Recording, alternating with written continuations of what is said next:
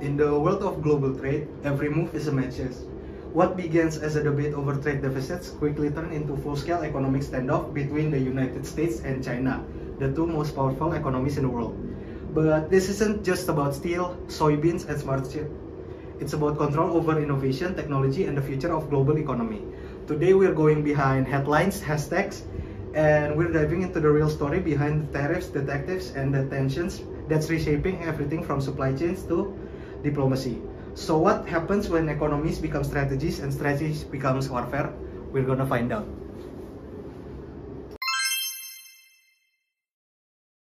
Between the two worlds of largest countries. So tariffs and tactics, what's really at stake between China and the United States? Next. This is the background. More than just tariffs, a struggle for global power. This all began as a dispute over trade deficits, but it quickly spiraled into a full-blown strategic rivalry, redefining how nations interact in the global economy. This trade war is just a surface. Beneath it lies a deeper battle over who gets to lead this global economy, control the future of technology, and set the rules of the 21st century. The trade war began in 2018 when the US under President Trump imposed large tariffs on Chinese goods. The key reasons behind this move are as follows. A massive trade deficit with China, allegations of intellectual property theft, and fear of China's growing technological dominance. How China responded to it is with retaliatory tariffs escalating the conflict itself. Now the impact has gone global, in which there is rising consumer prices, disrupted global supply chains, and economic uncertainty for many countries. We go on to the next slide. This is basically the timeline. Let's walk through the timeline from tariff threats to actual tensions, sanctions, and eventually to tech bans. Each stage reveals about the deeper tension between economics. So from tariffs to tech battles. This is starting with 2018, in which the US imposes tariffs on $34 billion of Chinese goods, and China responds by giving the US itself tariffs that retaliatory for agricultural products. In 2019, trade war expands to $360 billion worth of Chinese goods, and the US labels China a currency manipulator. In 2020, Phase 1 deal is signed, in which China agrees to buy more US goods, and while most of the tariffs remains. This happens before the COVID virus, and then we go to the next 2020 and 2021, in which COVID-19 disrupts focus on and tension shifts toward tech sanctions. And from 2022 to till now, escalation in semiconductors, AI, and data control, in which strategic competition intensifies. So to the next slide. Before we start talking, we have to talk about tariffs. What are tariffs? Tariffs may sound like a technical term, but they are really just taxes at the border of tools that have both political power and economic consequence. In this conflict, they became the opening move in a much larger game. So this is not just a trade war, it's a struggle for global dominance, in which technology leadership, control over advanced technology like AI, semiconductors, 5G networks, and biotechnology. Why does this matter?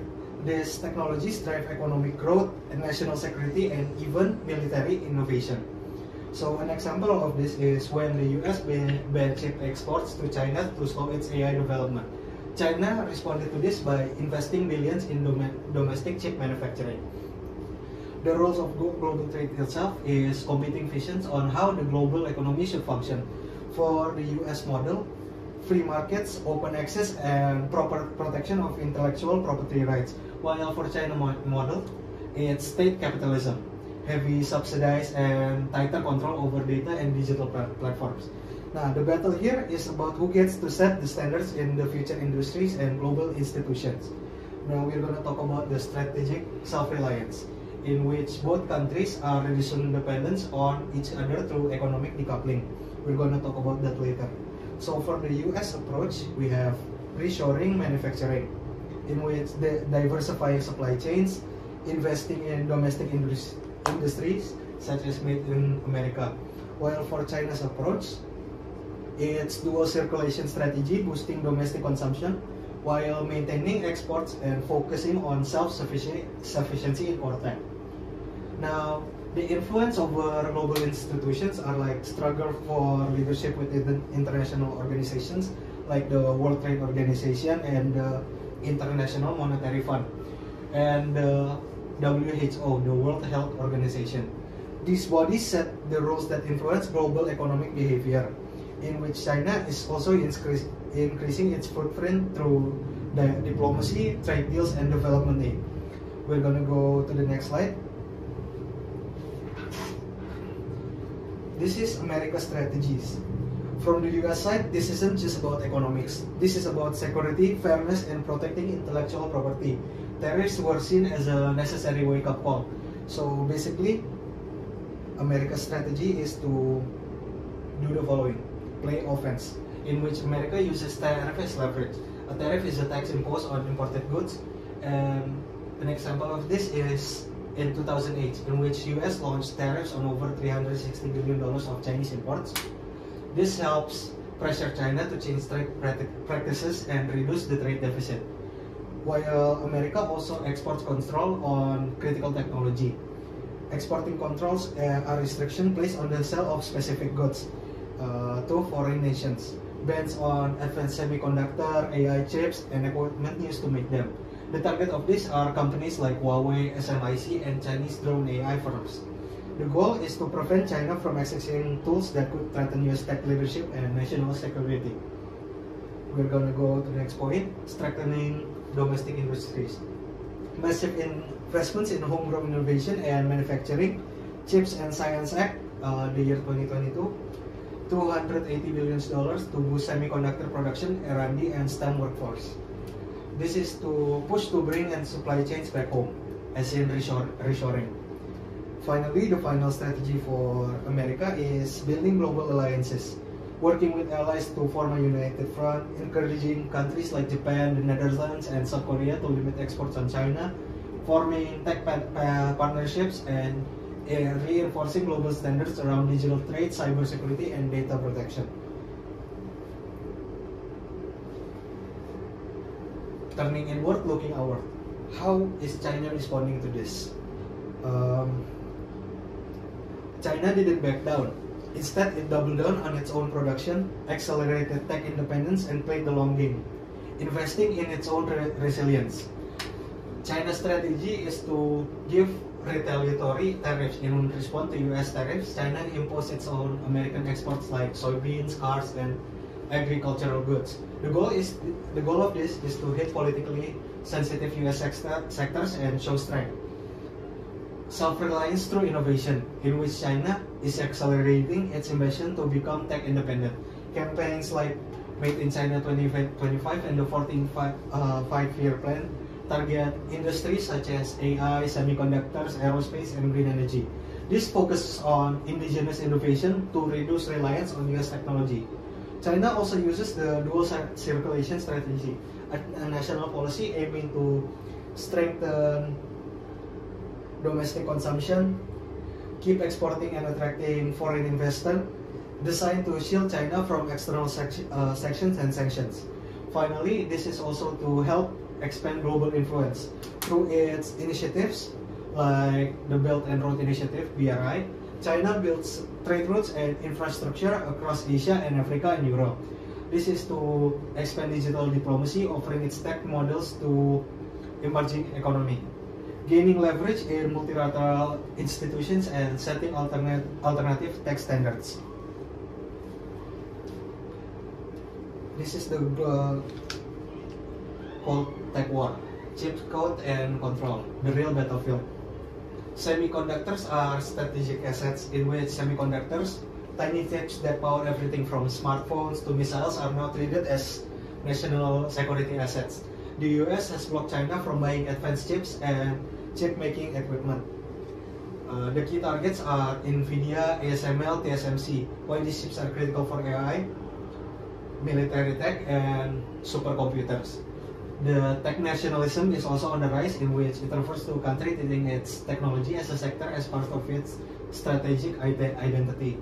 Battle over global standards. Technology isn't just about hardware, it's about rules. The country tech that writes the technical standards often dominates the market.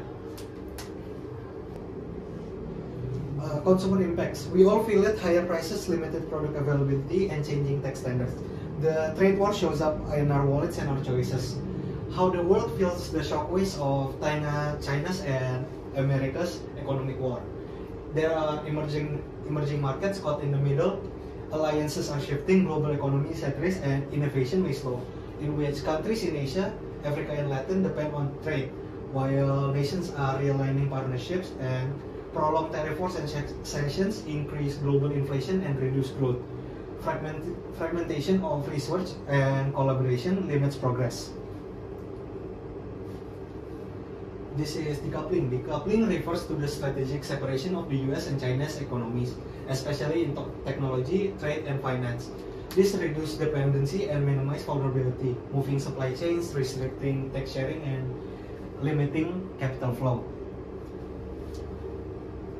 The following are the economic winners and losers, in which there are rising stars from these wars, and there are losers that are caught in the crossfire. There are also shifting business strategies.